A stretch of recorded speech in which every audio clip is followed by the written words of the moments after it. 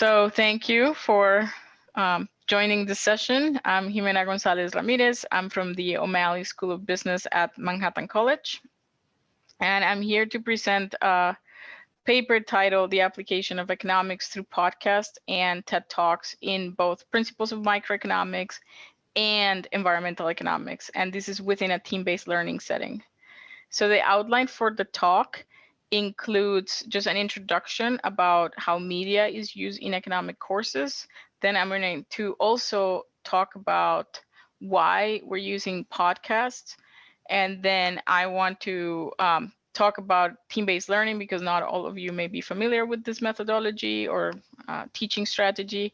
And then I'll give examples of exercises and podcasts I use for both principles of micro and environmental economics. And then I'll show you how students have reacted to this podcast and assessment through their assessment. And then if we have time, we'll do some interactive activities.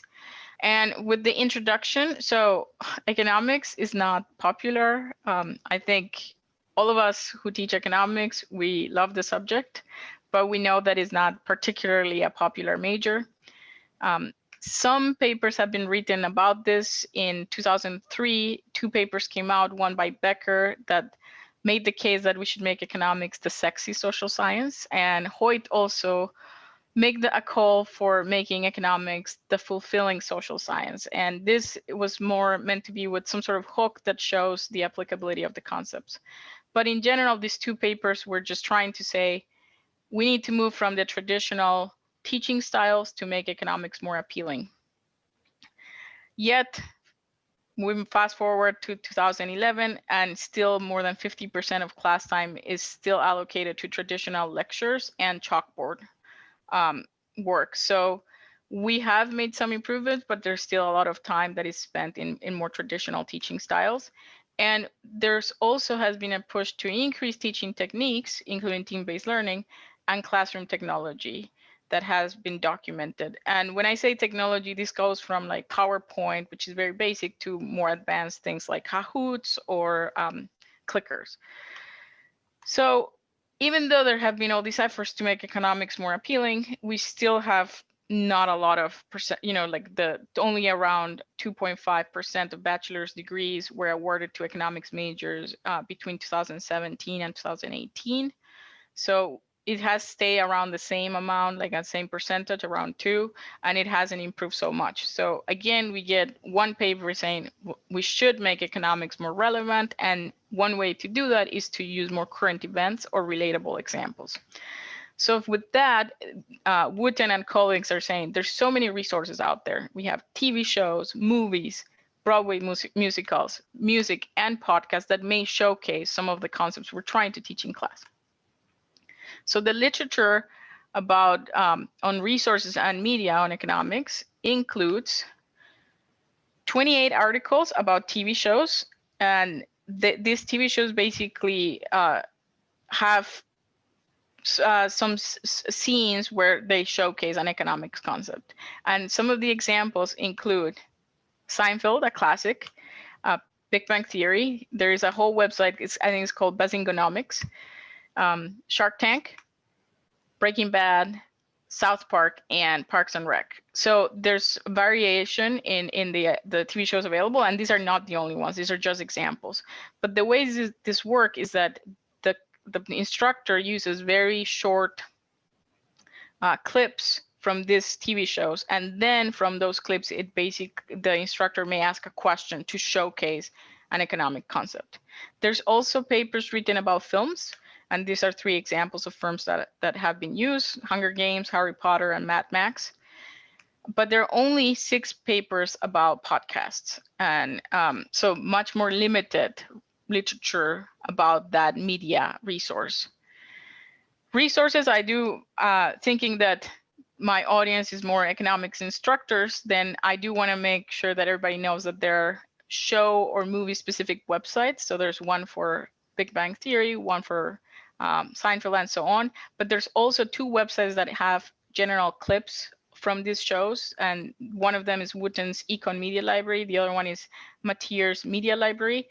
And for podcasts, there's this website by Morrill. It's called audioecon.com but that one includes over 100 podcasts that you can access.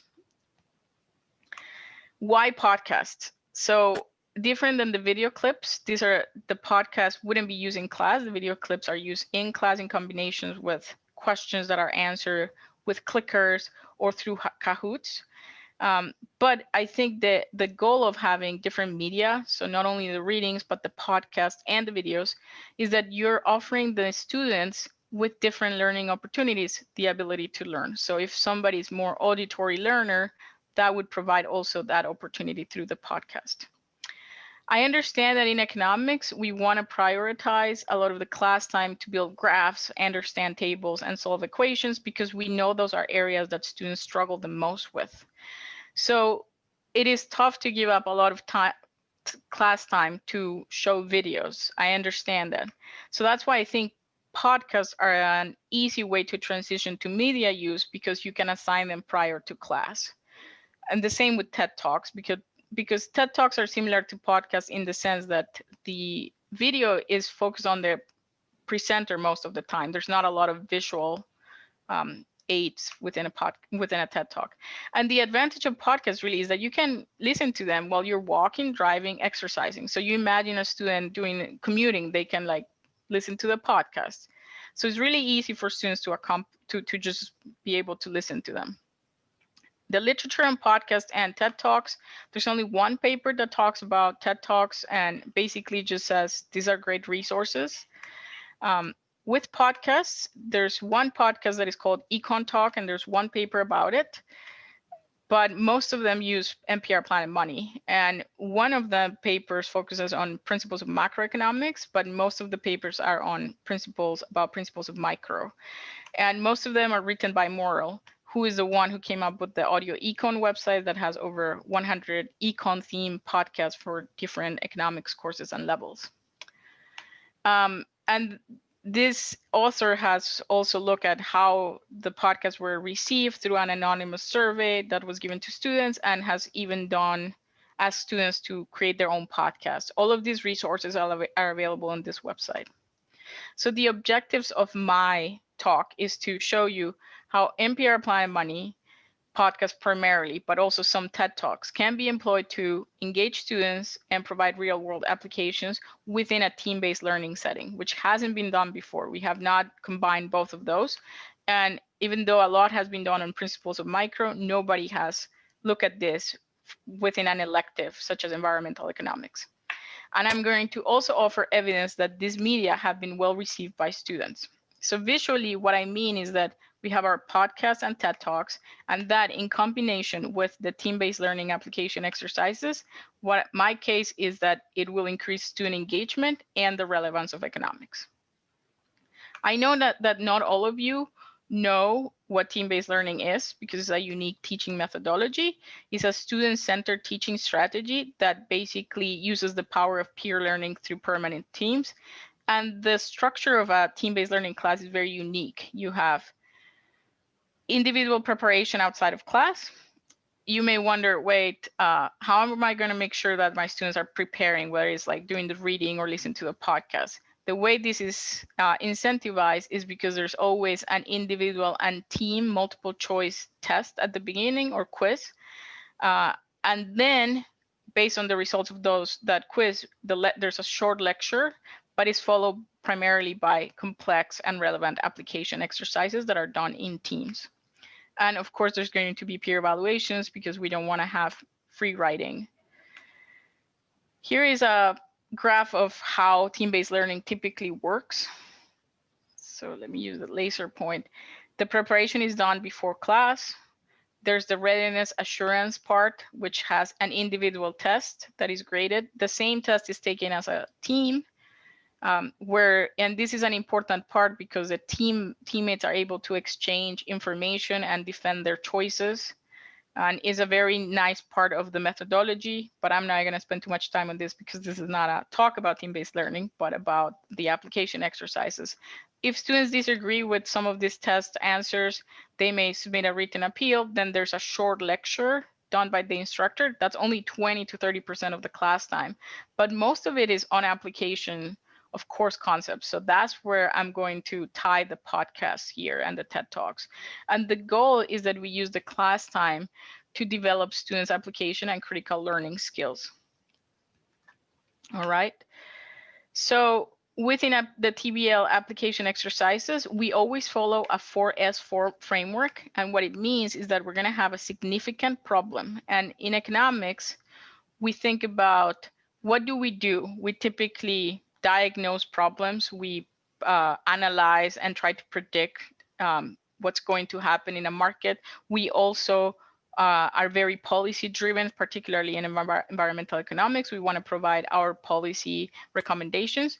All of this may be done through quantitative and analytical work beforehand, but that's not the focus of the application exercise, the significance. The idea is to see how can the students take all of what they have learned and apply it in a significant way. So you have to design this problem so that it requires input from all of the team members. It should be complex with possibility of ambiguous or contradictory but plausible specific choices. So this is very important. We want to make sure there's no obvious solution. And this is critical because it's going to promote a better discussion, a more in-depth discussion after everybody submits the answers. And this gets to the second S, which is it must be a specific choice. So we use multiple choices. Here, same problem. Every team or every individual should be solving the same problem so that we have a better discussion at the end. And this reporting must be simultaneous. Why? Because again, since there's no obvious solution, you don't want a student to be influenced by somebody else's answer. Ways to do this simultaneous reporting, you could do it basically without technology using color cards. So each team gets 4 cards, let's say A, B, C, D. And then when you're ready for the students to show their answers, you can just ask them, okay, ready, set, go, and then they show the card. You could also use Kahoots or Socrative, which are free websites where the students can then submit their answer via their phone or their computers. So those are ways of doing it simultaneous. But what I want to emphasize here, different than textbook problems and so on, is that in these questions, you're going to have numerous defensible choices. And the answers must always be supported by in-depth understanding of material, assumptions, and so on. So very important that there are many possibilities so that you have a rich conversation at the end. If you just have one answer that everybody has a consensus on, then you don't have the same level of conversation at the end. These questions are hard to come up with. That's why there has been an NSF grant given to some colleagues that are promoting library, and they have been building this library of exercises. It is hosted within Carleton. This is the link of the website, and it has basically 146 application exercises so far. And this is how the website looks like. You would get a lot of information about other methodologies, but if you want to learn about team-based learning, you get information here of what's team-based learning, how to use it, and so on. And it has information about the application exercises. In fact, you may submit your own application exercise as you get more familiar with them. You can submit your own.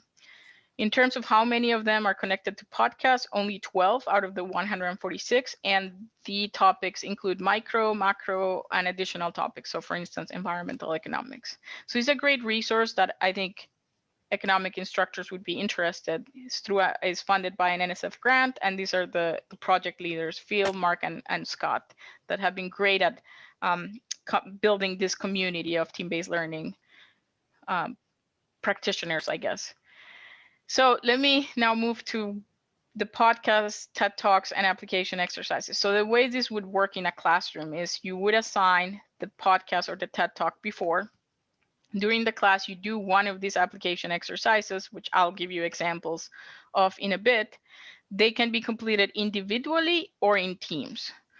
In a team-based learning class, they are completed in teams, but with COVID and everything, it's very hard to do teamwork. So this semester, I'm asking all of my students to do it individually. It's just very hard to have that same team interaction as normal times.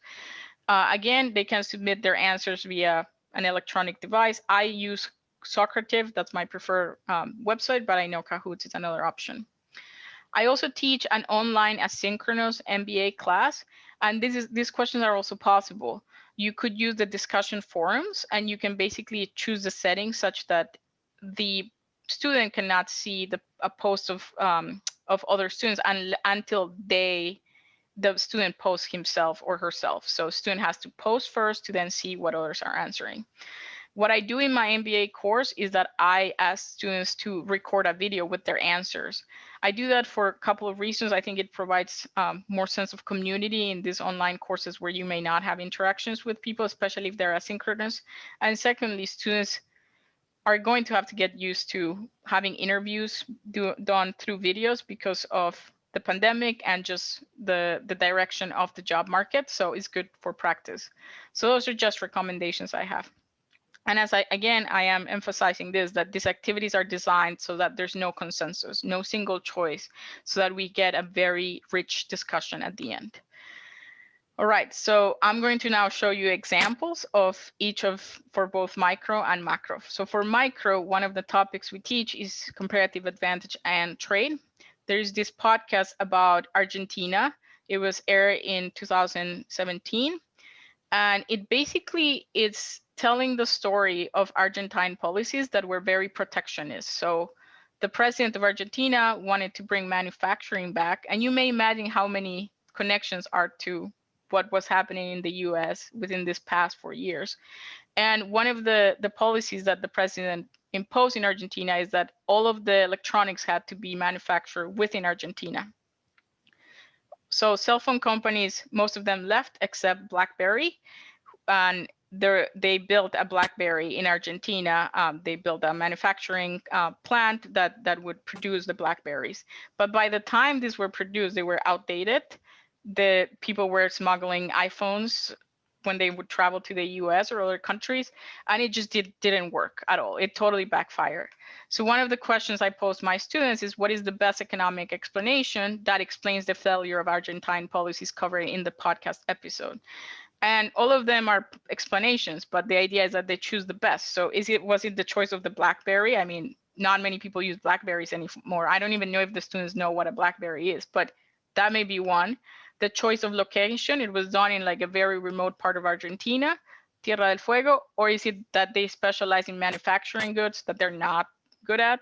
Or is it the prohibition of imports of manufacturing goods such as cell phones? So those are 4 possible explanations, and it does come up with a very rich conversation at the end.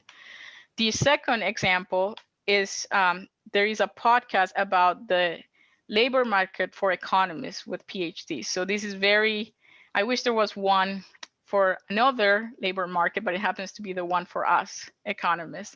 And it is actually very good. It was aired in 2017. This is the year after I went on the job market. It describes the process perfectly fine, how we meet at a major economic association conference in January, and we go from hotel to hotel and interview, and is a pretty intense process.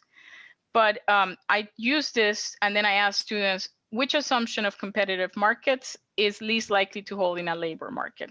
So all of them are basically discarded. We don't have, not all economists are the same. We're all different.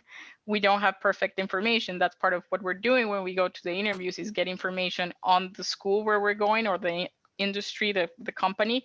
And they're also trying to get information on us. Is it easy to enter or exit? This is a yearly market, so not so much. And are there many buyers and sellers so that we're all price takers and it's the same price? That's not the case either. So all of them are possible, and you get a very rich conversation.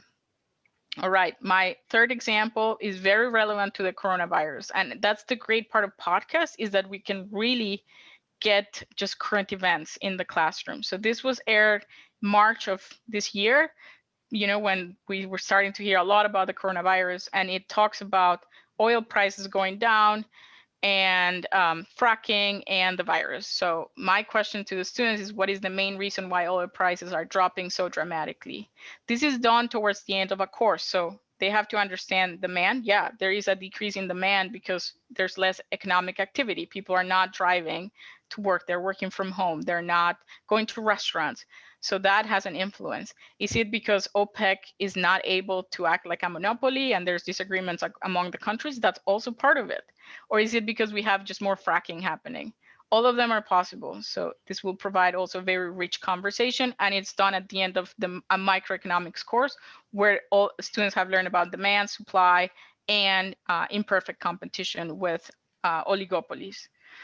All right, so those are my examples for microeconomics. I'm going to move now to my area of expertise, which is environmental economics. By the way, environmental economics is part of micro, is one of the chapters, so some of them you can also use in micro.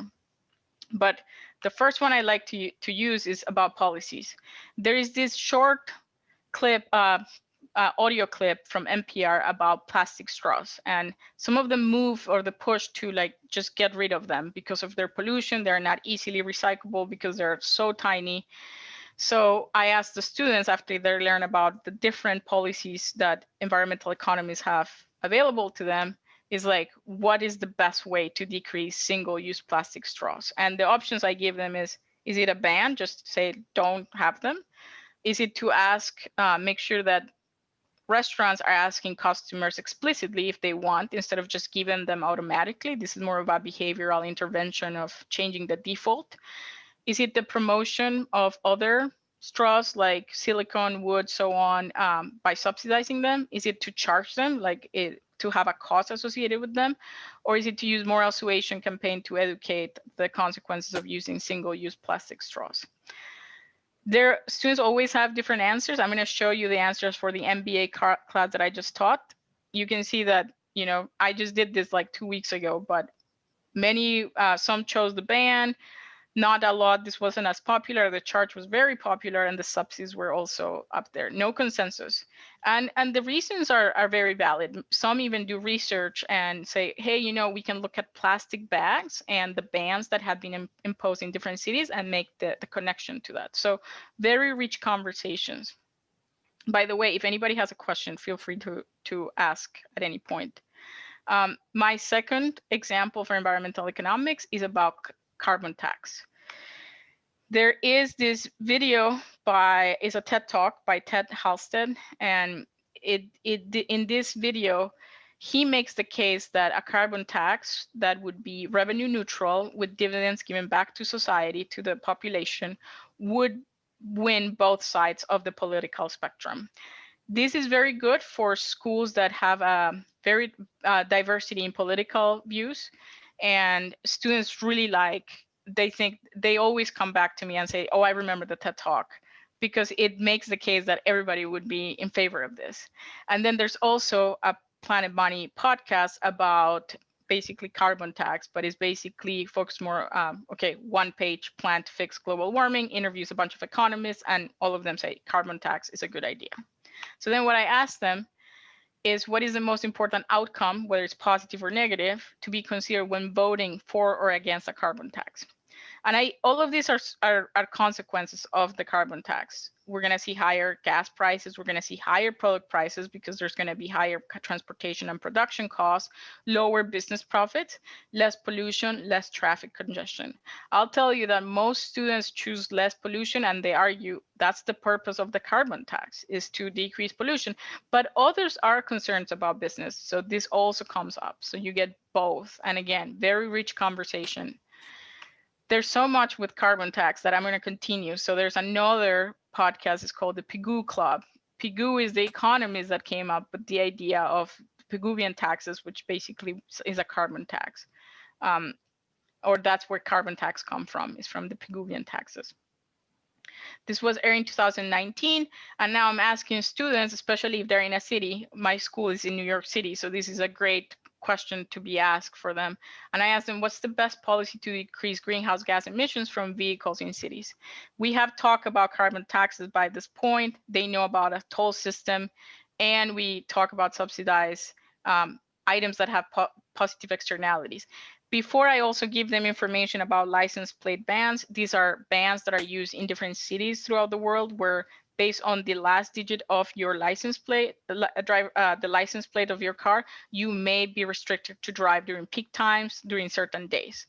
And these have been shown that they're not effective. They're very much command and control, and people get away, find ways around it by buying another car, or it just hasn't decreased. These policies haven't decreased pollution or traffic really.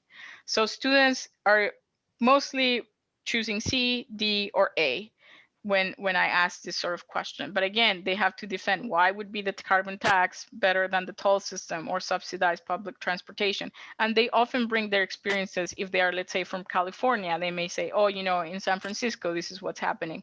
If they're international students, they may bring their experience from their own countries. Then I have one more about climate change, and this one is based on a TED talk. This environmental economist is making the case that corporations need to compute their externalities, put the value on their externalities. So how much are they contributing to pollution? And they should quantify that. This is not typically done. And the TED talk is trying to say, if corporations would do this, this would be much better. And it has an example of Puma that has been doing this. And then I asked them, after they have learned about carbon taxes, tradable pollution permits, and so on, I said, what's the best way to decrease greenhouse gas emissions globally and therefore diminish climate change? This is not an easy question. It's very tough. It's like a wicked problem, very, very deep conversations about this. In fact, my students may say, I don't think any of them are going to work, which is so concerning, but at least we're comparing them. So one of them is the carbon tax, establishing a carbon tax worldwide. At this point, there are some students that are really preferring carbon taxes. B should be the easy to discard, because this one is saying let's have the same emission standards throughout the world. And by this point in the course, they should know that every country is different and we should never impose the same just because it wouldn't be efficient. We would want to try to optimize the best system, and to do that, we need to understand that there's heterogeneity across firms and countries. Others may say, yeah, international agreements would work. They have worked for like sulfur dioxide in the US. There are examples of others working in the world or within a country. So that may be one. And then D is connected to the TED talk, and is saying, oh, let's just have corporations disclose their greenhouse gas pollution externalities. Some students, I just gave this question yesterday, and most students, 40% chose D. None of them got above 50%. But one of the answers that was given to me when we were having the discussion is like, oh, to set the best policy, we need to have the information about the corporations. Otherwise, we may have some uncertainty and some inefficiencies. So they know, the student was aware of the complicated part of this choice, because it's very unlikely that corporations are going to do it, but also made the case that this is a key step for us to come up with the correct carbon tax or the correct permit system. So very rich conversation. And I want to have two more examples before I move on to the assessment that students have. One of them is valuation. Within environmental economics, we want to value environmental goods and services, and this is not necessarily easy to do. So I have two media here. One is a podcast about rainforests in Ecuador, and the government in Ecuador asked other countries to help fund, to contribute to a fund so that they wouldn't drill for oil. So the country realized it had a lot of oil below the national park, the rainforest, and it said, we don't want to drill because we know the value of the forest, but we have all these other issues with poverty, hunger, so we need help. And it just basically sent international, basically diplomats around the world to just get donations for this. It didn't work out, but it made the case of like, okay, how can we value this forest?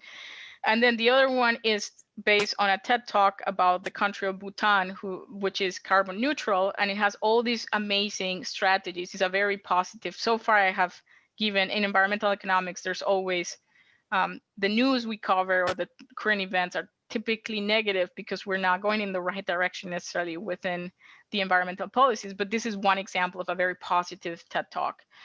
We have this great example of the country of Bhutan, and this country is also asking for some help from other countries so that it can continue doing the amazing environmental strategies they have in place.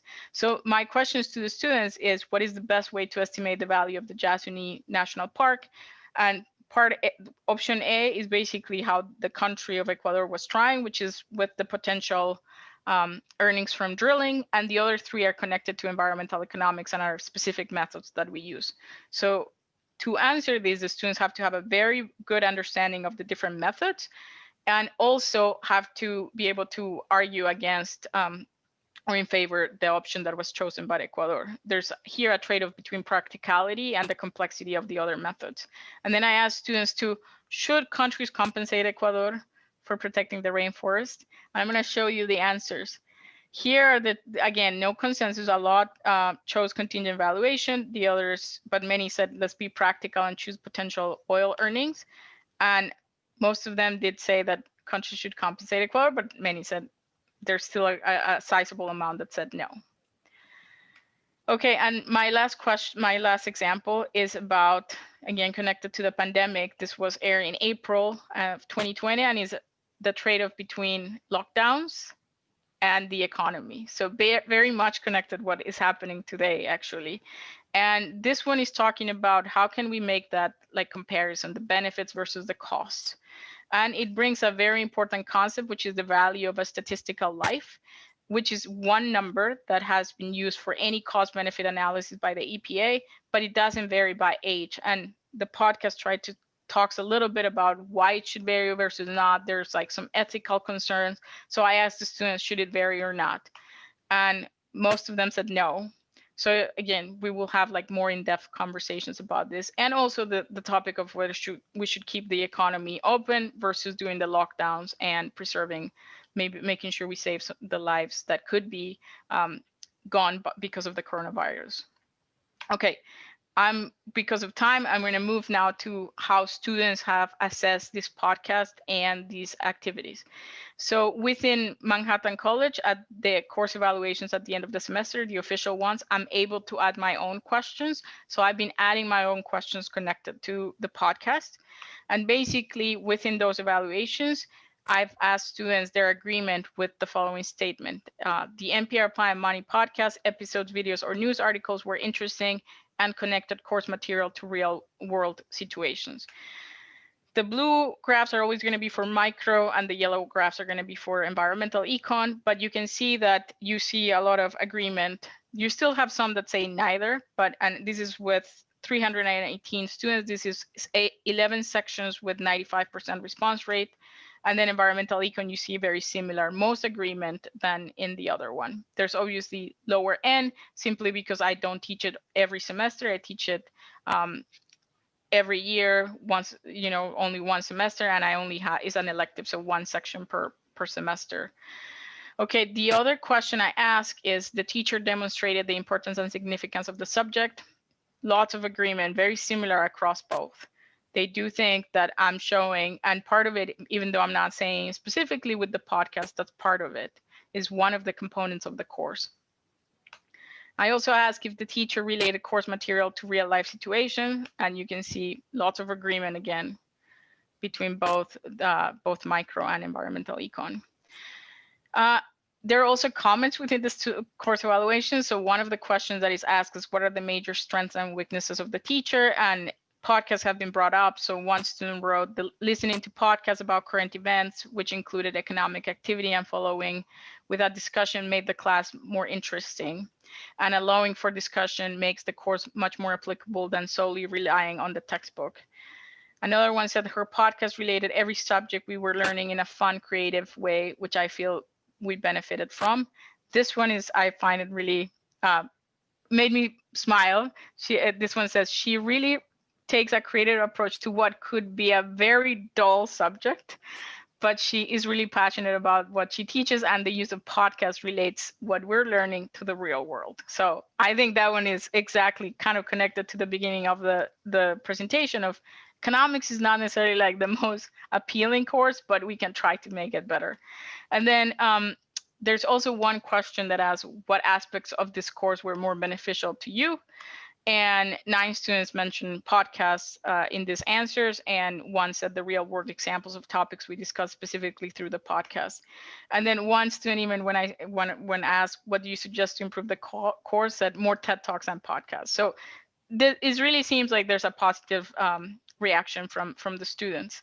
I was going to do now a breakout room, but we don't have a lot of people. But what I wanted to do was just get introductions, so maybe we can do it all together, and then just go through the application exercise library and choose one. But I think it's better maybe just to have conversation. If you have questions for me before I conclude, I would like to just open it up, and then I'll move to the conclusions. I don't have a question, but I do have a comment that I wish there were more people here, because I think maybe the economics scared people away. But you had a lot of things in this that would have been relevant to a lot of different disciplines. And I really appreciate it. I think your teaching approach is really interesting, and I think it can be applicable to a lot of different areas. So I just wanted to comment on that. Thank you. Thank you. Yes, I actually agree with Patrice. Unfortunately, I had to hop around to make sure all the other rooms were okay, but I came back to yours because I thought it was a really interesting topic. And I do have some questions for you. So I assign media a lot, and one of the things that I personally struggle with is how many to assign at the same time, like on let's say on a weekly basis. Also, the length of them, does that have any bearing on if students are, listening to them or watching them or not? So I'm curious, how have you balanced sort of the number per week, or, whatever your time schedule is? And then how do you deal with length? Is there a particular length that you don't assign, or you assign a segment of a much larger one? So the way I do it, so because I teach with team-based learning, there's a very structured system. So I go the first class, before the first class, let's say in a week, the first day, I assign the reading. So I don't assign a podcast then. And the reading, I'm expecting everybody to read, and I quiz them. So they know they have to do that. But then for the other day, I assign at least one podcast. I choose podcasts that are roughly 20 minutes. There are other great podcasts within economics, like Free Economics, that are like 50 minutes long, but I know they're not going to listen to that. So I try to limit to 20 minutes. And I agree with you, the question is whether they're going to listen or not. But I think podcasts are really easy just because they can walk and do that. But I definitely would be mindful of the time. And I think the other instructors that use the TV clips, they do it 3 to 6 minutes. So they're more, they do know that, but they use them more in class. I use them as assignment. But I think because of team-based learning, students know that they're expected to do this. They're just know that a lot of it is done outside of class. So I don't know if that's part of why they listen to that. I'll also tell you that I'm teaching environmental economics right now, and students have to lead a discussion. And in the past, they could choose an article or something. This semester, almost everybody has chosen a podcast. Wow. It's been really good. We have listened to so many podcasts, and I'm curious to see how the results are going to be after the course evaluations. Did I answer all of your questions? Yes, yes, you totally did. It sounds like, based on your answer, and I've kind of anecdotally observed this, that podcast, particularly in long form, because 20 minutes is technically long for students. It's not long for me, but for students it's very long, because I actually love long form podcasts, 2 hours or an hour. But I think it is because the walking component of podcasts, that you can kind of be doing anything, that they'll listen to a longer podcast versus video. Mm-hmm. So I do think that the video definitely needs to be in shorter chunks, because they don't have that mobility that they might have with the podcast. So thank you for actually dinging that in my head, in terms of the benefits of the podcast over the video. Okay. No, and I think a combination of I think it's good to have a little bit of everything. Especially because we know that students learn in different ways. So we want to give options to everybody. Thank you for the questions and the comments.